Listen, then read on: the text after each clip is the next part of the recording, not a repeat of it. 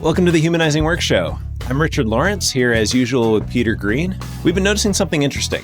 As we've been explaining CAPED over the past year, we've frequently heard from technology leaders like directors and VPs of IT or of software engineering who get the value of working complexity first, but who say things like, I'd love for us to work that way, but my teams or my vendors don't want to. They gravitate towards the work that they understand most, and they put the complex work off for later. So how can I get them to want to work complex first? In this episode, we're going to look at why people who are reluctant to work complex first often have good reasons for that. And then we'll look at how do you create the conditions where that can change.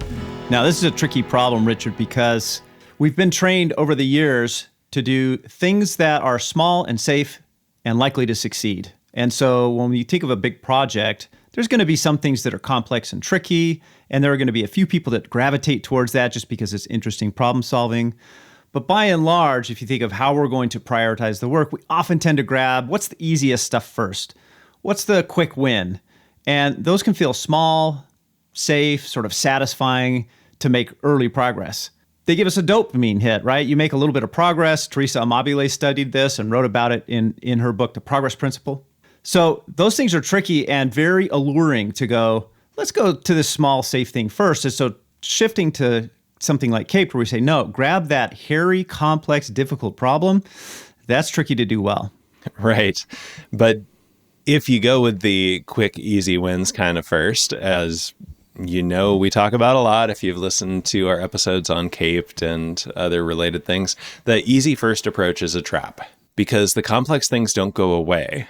They don't suddenly become less complex because you've done other things first. It just pushes that discovery and surprise and a lot of times value, because value and complexity correlate, it pushes those out to the end, which makes your delivery less predictable, not more. That's why it's really common for things to look green up until about 90% and then to go bad, because we've put off the part that is least predictable until later. Right. And in the old days, we used to just put big buffers in place to try and accommodate that. But what we've learned over the years and what other researchers have learned is that the only way, really, to avoid those nasty surprises at the end of a project is to go after the complexity early. Early complexity equals early learning and fewer late-stage disasters. I think this is why so many of the leaders we talk to who've been around a long time, who are seasoned with lots of projects, they're resonating with the ideas in CAPED because they can see, oh yeah, I've been on the wrong side of that so many times, and it would be different if we went after the new, complex, valuable stuff first. And it's easy to think about, well, this other department won't allow us to do CAPED, or the business won't allow us to do it. But it is interesting to shift the focus and say, what if the teams are hesitant to do it? What might cause that? And I've seen this a lot of times with any kind of change, is that the leaders get pumped up about it, but then those teams are hesitant because in the past, they've accumulated scar tissue around being punished for things like trying to estimate differently or trying to make a change, and then they're the ones that get the brunt of the punishment when things go wrong.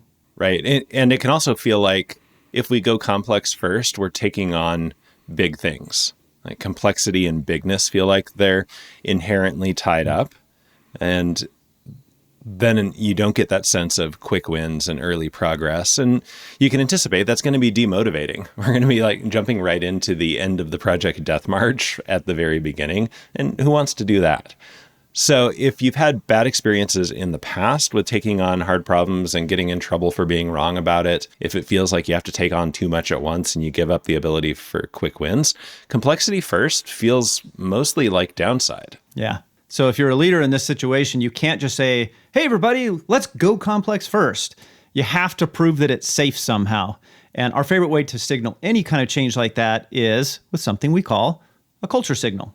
What's a culture signal? Well, we've talked a lot about this. You can check out past episodes. We'll link to them in the show notes. But culture signals are leadership behavior that signal the downside I'm willing to take as a leader in order to get the potential upside of this new approach. So we call that a culture signal. And what they do is they create an opening for people to try things. One of my favorite examples of this, sort of this related to this topic today, is back in 2016, Microsoft was already experimenting with AI chatbots. And they had one called Tay, T-A-Y, on Twitter. They had tested it out, and Tay was supposed to sort of inherit the characteristics of people that were interacting with it so that it appeared to be a real person. That was the goal of Tay. Within about 24 hours, Twitter users had discovered that this was a chatbot and that it would sort of mimic their language. And malicious users started manipulating it to make offensive comments and racist statements. And Microsoft was forced to take the bot offline amid a huge public backlash. So when this went off the rails, you can imagine Satya Nadella, who was the CEO at the time, could have managed the PR disaster there by saying, listen, we found the team that was responsible for this.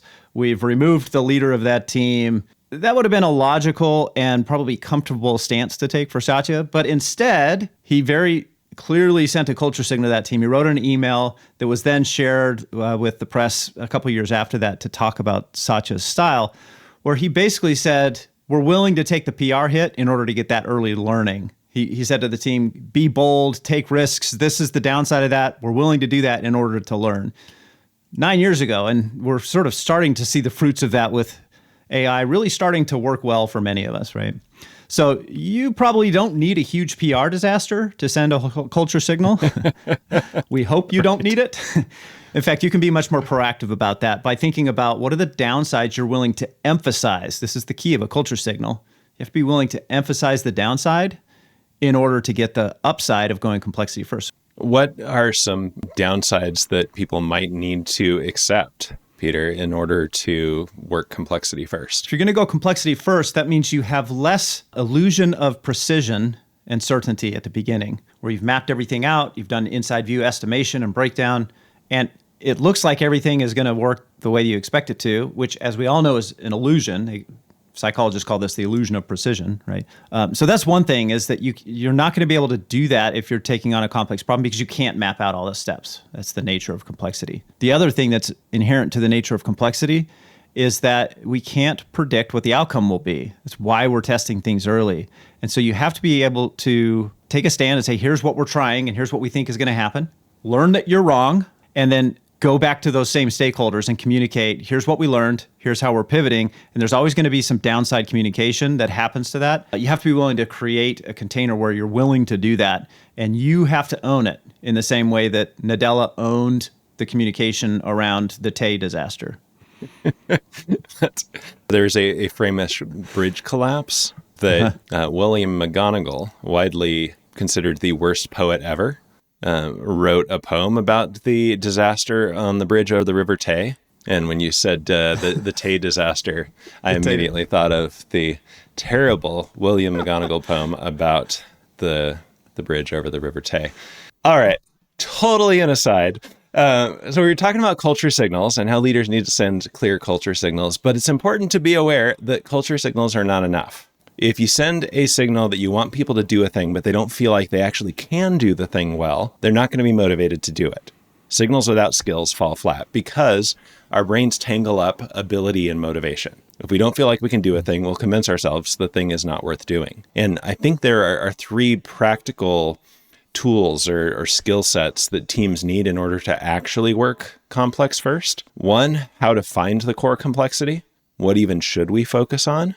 Two, how do we slice that into small testable chunks so we're not taking on everything at once? And then to help mitigate some of the downside you mentioned on predictability, I think there's a third skill about how do you forecast when things are still foggy. And that's that reference class forecasting we've talked about in recent episodes. All three of these are built into Caped. We build in step-by-step tools like assumption and complexity mapping, feature mining, reference class forecasting.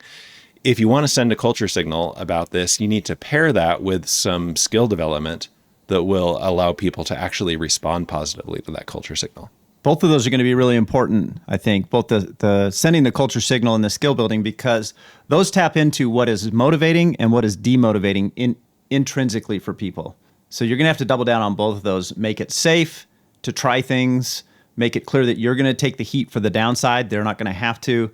And then help people feel competent and like they can master these skills and actually get better at those skills over time.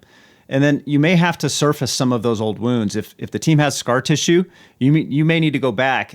I've seen leaders apologize in person to teams to say, I know that you took the heat for that and you shouldn't have. I'm sorry, we're trying to change things now. You need to make it clear that this time is going to be different. Right. If you do all three of those things, the culture, the skills, reframing experience, complexity first stops being scary and it becomes the obvious, attractive way to work for everybody. And that makes sense because it allows teams to go after the new and interesting things and to see early value. And circling back to Teresa Amabile's work in the Progress Principle, it wasn't just about getting things done. It was about getting meaningful things done. And Complex First does that. If you're listening and this idea is resonating with you and you want to go complexity first and try to figure out how to make that work for your team and for other stakeholders, we'd love to have a conversation with you about it. Schedule a free consultation with us on our website, humanizingwork.com, and hit the Contact Us page. Or join us for our upcoming Certified CAPE Consultant Workshop, where we dive deep into how to make this way of working stick in an organization. It really is possible to get early value learning and risk mitigation on your high-stakes initiatives by working complexity first. And we'd love to help you do it. And thanks for tuning into this week's Humanizing Work Show, and we'll see you next time.